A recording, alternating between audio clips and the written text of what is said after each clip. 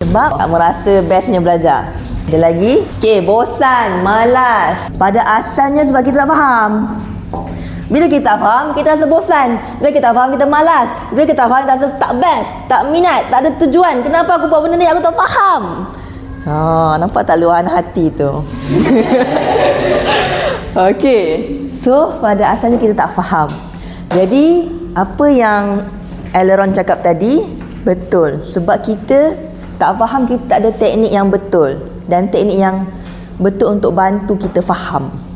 Jadi TBCIQ adalah satu teknik untuk bantu kita faham. Supaya kita rasa best, kita rasa tak bosan, tak malas, kita ada minat dan kita ada tujuan kenapa kita belajar. Okey? Okey, sebab hakikatnya kita ni, bila kita belajar dan ada ilmu, berbeza dengan orang yang tak ada ilmu. Okey? Okey, so itulah cikgu nak sampaikan pada bengkel hari ni. Itu adalah kesimpulan secara totalnya.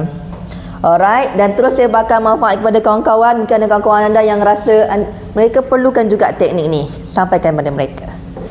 Okey.